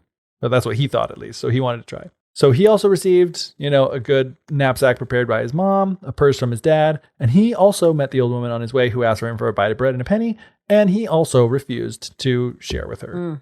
And so she left him saying again that his journey might not be a happy one. And so when Paul was brought before the king and the princess, he tried his, specialty, which was telling funny stories. And he went on to tell the funniest stories that anyone had ever heard. And everyone else there, again, was laughing. He did his best. Him and the king and the people around were laughing their heads off. They thought it was so funny. But the princess, not so much. She only yawned. Boring, sad. And so he, like his brother Peter before him, tarred, feathered, spanked on the butt, and sent on his way home. And returned home in, quote, a miserable condition. Well, I bet. Yeah. But saucy Jesper, he wasn't frightened at all by the terrible fate that his brothers had met. And so he's like, you know what? I'm going to do the same thing. And his parents are like, what are you going to do? How can you imagine that whatever you're thinking you're going to do to make her laugh is going to succeed when both of your brothers have failed? They're way funnier than you. Yeah. It says, and yet they are better men than you. Oof. They know songs and stories, and you know nothing but how to make such a fool of yourself that one can both laugh and cry over it. Wow. To which Jesper says, well, she's already a laugh crying. is sufficient. Oh. Yeah, a laugh is sufficient. It's if she cries, whatever, but if I get a laugh, that's all I need. Yeah. Very very positive kind of a guy, Yeah. this Jesper. And his parents and his brothers probably, it seems like, tried to talk him out of it, but no amount of reasoning would move him, it says. And so he was determined, and oh man, I'm just now realizing the difference. So it's like talking about the first brother's got like a knapsack and a purse with money in it, right? His mother gave him a piece of dry bread, and his father gave him 1 penny. And it says he left with no one's blessing. So like, not only did he not get like as many supplies, which to be fair, they probably might have been running low after like stocking up 2 brothers for this like long journey before them. But like, it also does seem a little bit like, and not even a blessing that he would do well. It's not like, here, we gave you what we could, do your best. Like, yeah. It was just like, okay, go on your foolish errand. Yeah. Like, if you go, just know we don't care if you come back. So he walked for a while and got tired and needed some rest. So he sat down on the side of the road and he started eating his dry bread. And while he was eating this dry bread, an old woman came along, drawing a small sledge behind her. And so she stopped, like she had to his brothers before him, and she begged him for a bite of bread and a penny. And Jesper didn't even think about it, gave her everything that remained of his bread, more than just like the 1 bite, and the 1 singular penny, not just his last penny, but the only penny he was given for the whole trip. The only one he had. And so they got to talking, and the woman's like, oh, where are you going? And he explained everything. I'm going to the king's palace, got to make the princess laugh.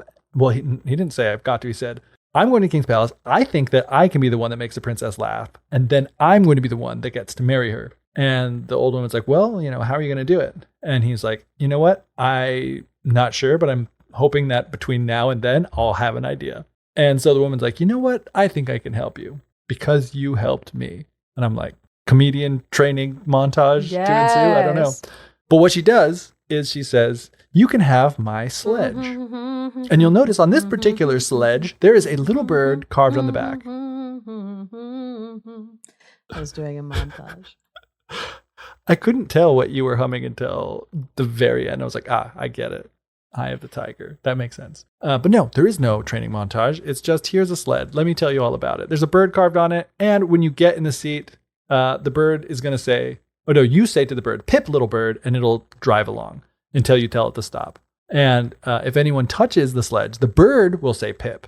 And then if you call out and say, hold on, then they're going to have to stay where they are, holding on to the sledge until you say, let go. So like, be careful that this is an anti-theft device that I've built into this magical sledge. So remember these things so that your sled doesn't get stolen because, people are going to want to steal it. But if you can do that and not let this get stolen, I think that you're going to be successful in making the princess laugh. So I don't know how she was so confident in that, but. So Geoff, I just want to say how disappointed I am that the solution to this not laughing princess problem is not this old lady being like, I want you to put me on the back of this sled and like drag me all the way to the castle kingdom, and then I'll do something that'll make them laugh. And he's like, sure, lady, whatever. And then he pulls her all the way into like the kingdom. And then she's like, hey, princess, look at this. And then the princess like looks down from a tower, and this lady just like spreads her legs like open, her dress drops, and she like shows her woodsy scene. And then everyone's like, oh my gosh, like what in the world? And the princess just laughs and laughs and laughs. Because listen, that is where I thought this story was going. Same. And we thought that because if you haven't listened to the podcast, before or heard the particular episode that we talked about. And that is literally something that happened to another princess whose father was worried that she was so sad and tried to get people to laugh. That was the only thing that worked for her, was an old woman showing her woodsy scene. Yeah, and that was in Jean-Baptiste Basile's frame tale to the Tale of Tales. It's just how they do Pentamarone. in Italy. Yeah, that's just how they do in Italy. Just kidding. So yeah, that's where I thought the story was going, was when I was like, oh, princess won't laugh. An old lady who's like, do you want my help? And I was like, don't, it's her vagina. Or Yeah, do. It took a turn at this point that I was like not expecting at all. Like, one, I was expecting like, okay, when you get there, you need to do this thing and this thing to make the princess laugh. And it's like, no, here's my sledge and here's how it works. Don't let it get stolen. And you know what? I'm sure you'll make it work when you get there. It just seemed kind of like I'm helping you on your journey, not so much helping you to get what it is that you actually need, not helping you with the ultimate goal, you know? Jesper thanks her kindly for the gift, sits in the sledge and says, Pip, little bird, which is the magic. It's like, the push button start, but it's like a voice activated start. Cool.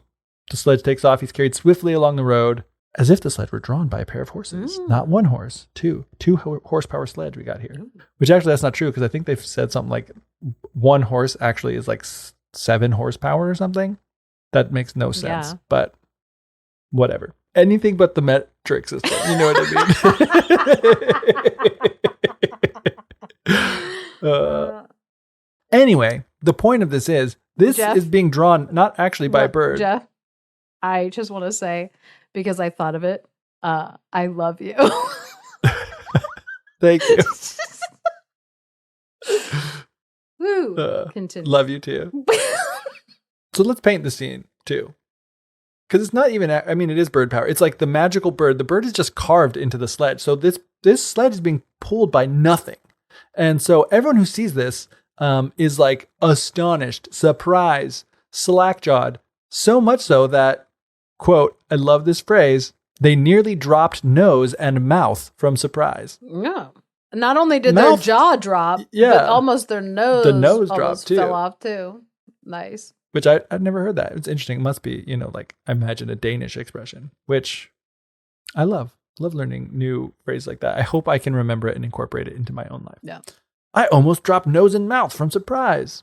Anyway, Jesper didn't care about people looking at him and staring. He went straight on until the evening when he stopped at an inn for the night so he could get some rest. And so he tied the sledge to his bed in order to prevent it from being stolen, because he did see everyone was astonished and they were eyeing it. He's like, people are going to want this. Yeah. And she warned me that if it can't get stolen, or else I probably won't succeed in my mission. And all the people at the inn who saw him arrive were super curious as to what was going on with this crazy bird-powered sledge. And so late at night when he was asleep, or actually everyone thought he was asleep, several of the servant girls snuck into his room to get a look at it.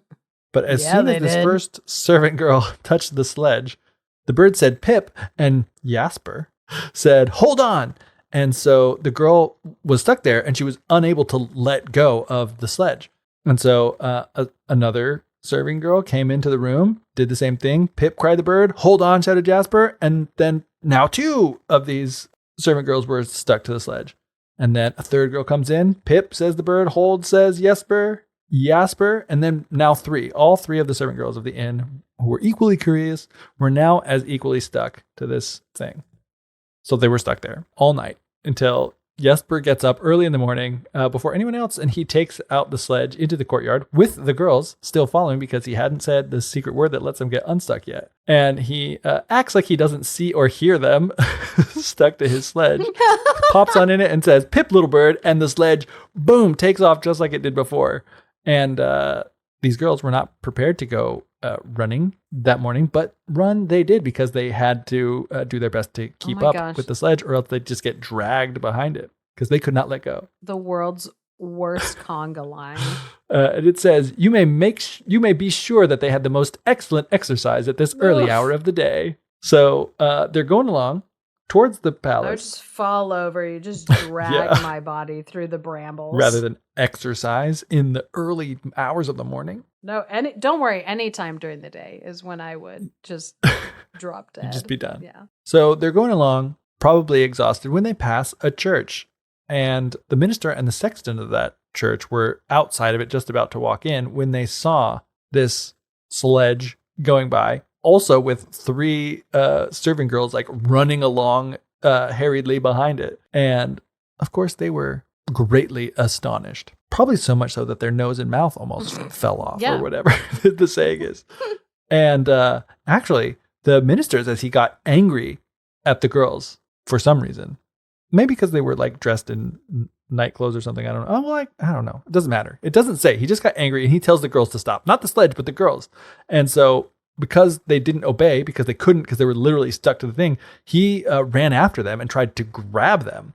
And so as he grabs onto them, "Pip," said the bird. "Hold on," added Jasper. And the minister now was stuck and had to continue running along behind them all at his top speed. And the sexton also saw this, and he's like, well, you know what? It's my job. I have to help the minister.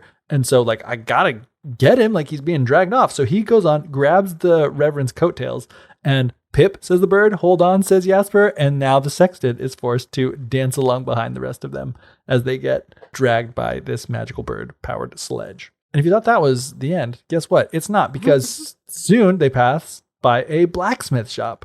And the owner of the blacksmith shop was standing near the road with a couple of things. One, in one hand, a pair of tongs, and in the other, some hay that he was reaching out to give a horse that he had been making horseshoes for. So it says the blacksmith was a merry fellow. And when this whole procession of people was coming past him, he burst out laughing, thought it was hilarious. And so he like kind of, I imagine, playfully reached out with his tongs to like, pinch the sexton with him. And when he's grabbing the sexton with the tongs as they're passing by, giving him like a "Pip," said the bird. "Hold on," cried Jasper. And the blacksmith now was stuck behind this growing conga line.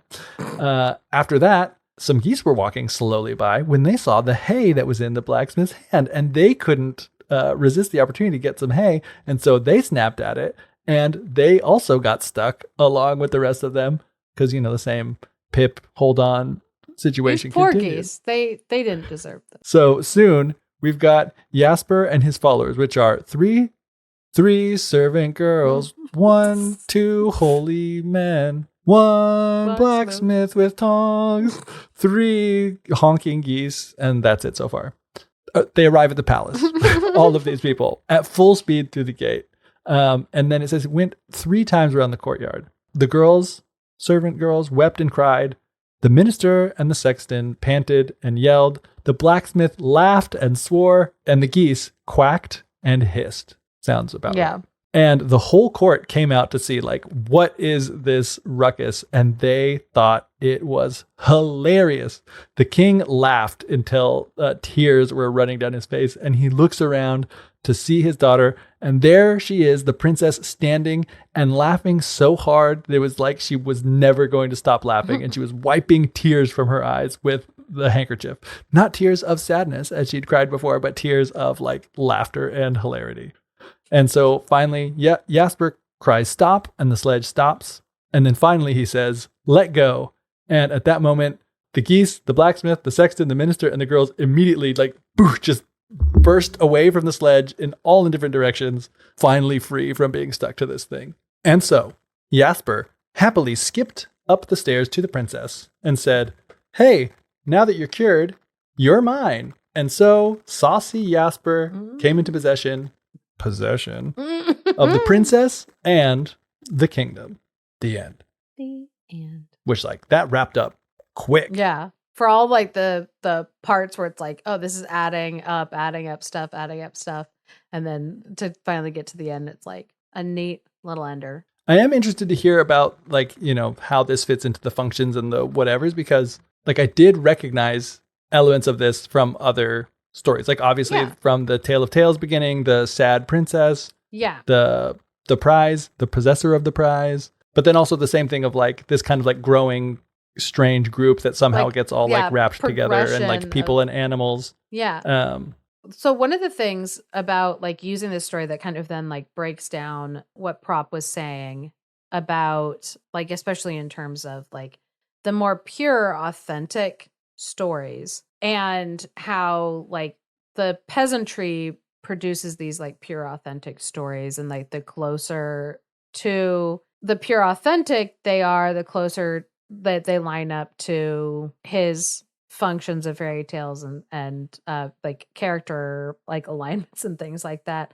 And I'm like, with a story like this where you look at it and you go, okay, hey, there are elements of this that are much older than the story collections that he's talking about, like in the Tales of Jean-Baptiste Basile. Like that predates by hundreds of years the collections, both in like the Russian Soviet tales and then also the Brothers Grimm, and also the tale collection that we're talking about from like the Danish folklorist. And so it's like, okay, so these are further in time away from Jean-Baptiste Basile, but we still are seeing like elements of stories in our collections, in all of those collections that have similarities to tale types with those like older things. And so it's one of those things that makes me look and go, okay, is the issue really in the fact that you're getting further away from like the pure peasantry stories, or is the problem that we can't fully break things down into structured parts and classify them all, categorize them all the way that we want to, because they fight categorization? But for the sake of what we're doing, looking at that story, I was going to say, in terms of the like 7 character types, we don't fully have a villain. We don't have a villain in this tale. And Propp didn't say that you have to have like all 7 of these, but you do get the like hero sent off on a quest, but you don't have necessarily, I guess you could say the princess's father was kind of the dispatcher in that case, because like he is the reason for people leaving their homes and trying to like win this person. And that is something that Propp does point out, that sometimes characters can play a dual role, and it does often overlap with like the princess's father, because he is the reason why they're leaving their home. So why are the parents not the dispatcher? Well, because they did not send him off. I guess they did. They did. Well, they sent off. Well, they sent the other 2 brothers, and they reluctantly sent him off. Yeah, not with a blessing though. So I guess I'm like, if you want to say they're the dispatchers, I'm okay with it. I mean, I personally like it better than the king playing dual roles. All right.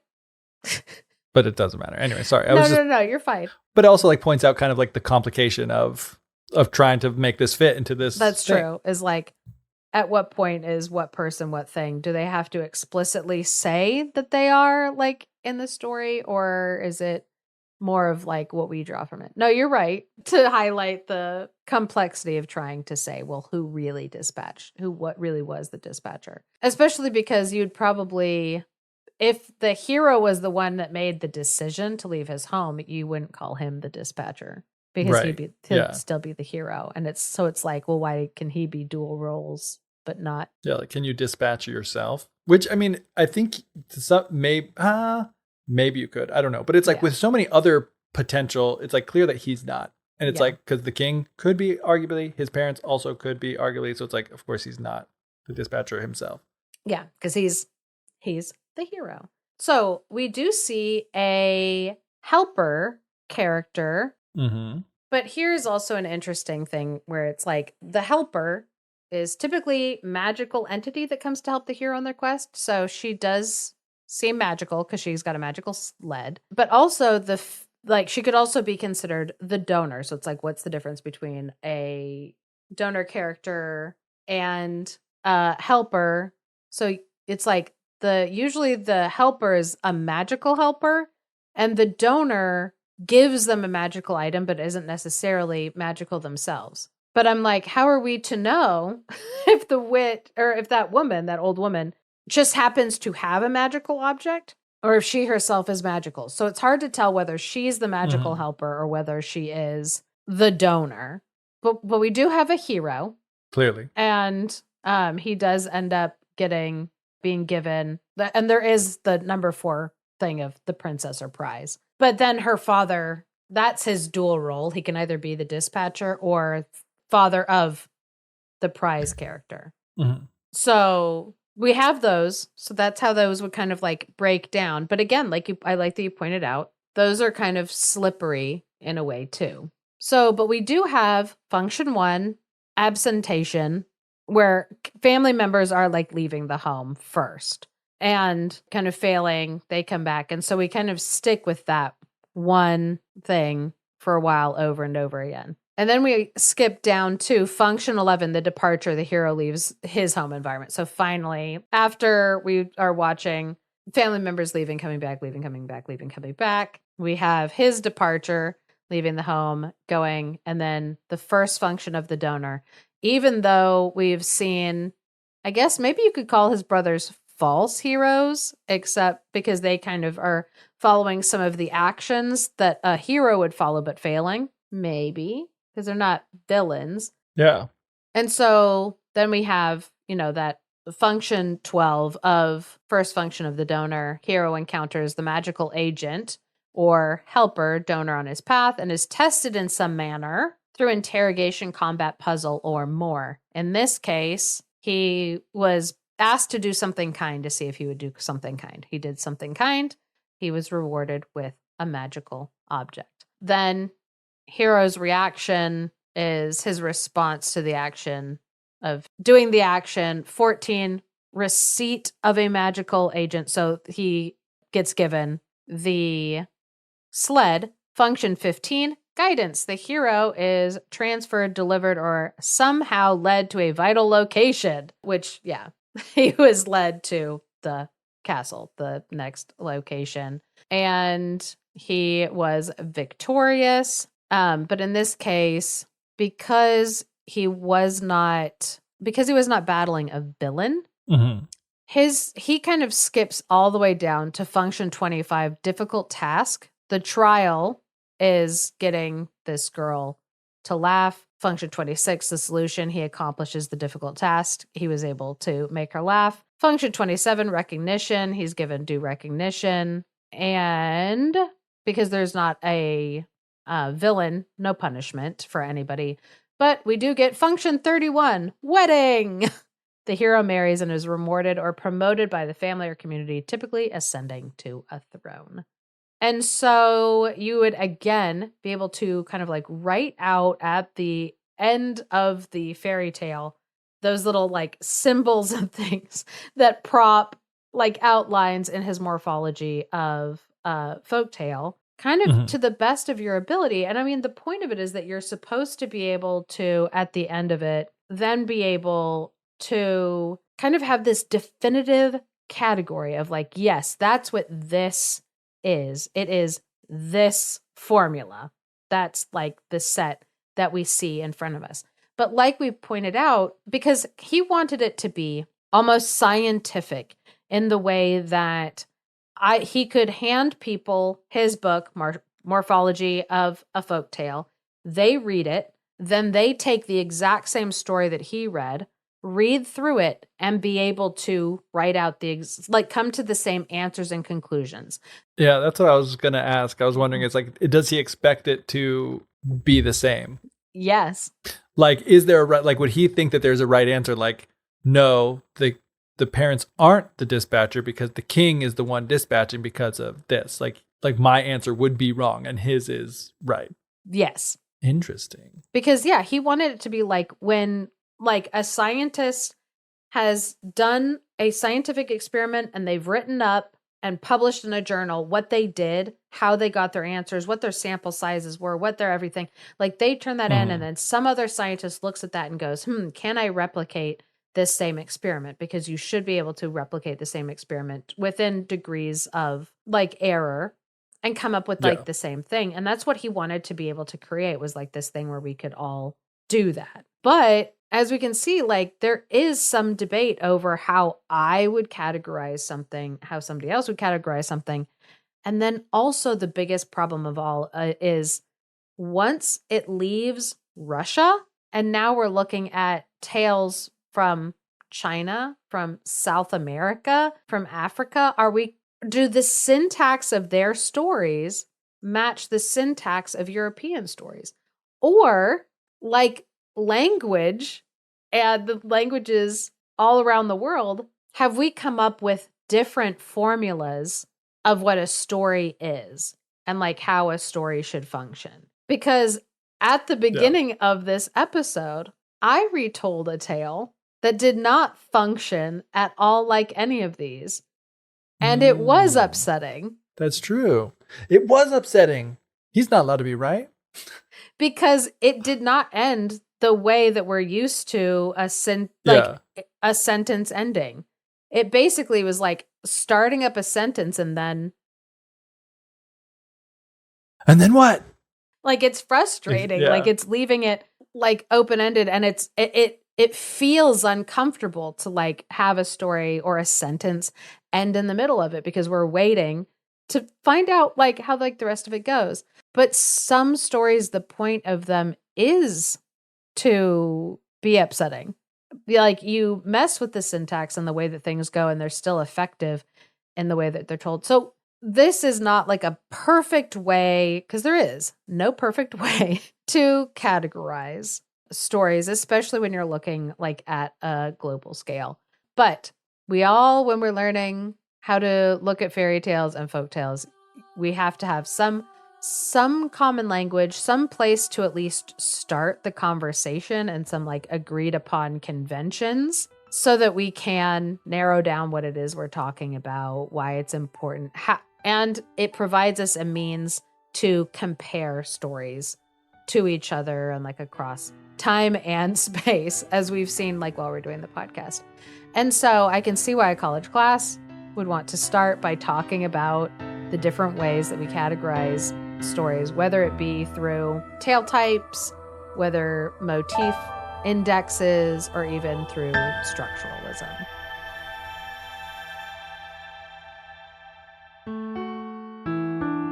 Thank you for listening to The Fairy Tellers. If you enjoy what we're doing, please leave us a review or share us with your friends. For access to exclusive bonus content, consider supporting us on Patreon at patreon.com/thefairytellers. Special thanks to Andy Forey for our music and to Clarice Inch for our artwork. And of course, a big thank you to all our patrons. Without all of you, this show wouldn't be possible. Good stories pay little attention to cultural or linguistic frontiers.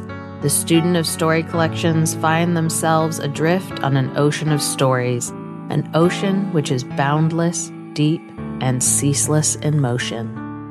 Robert Irwin.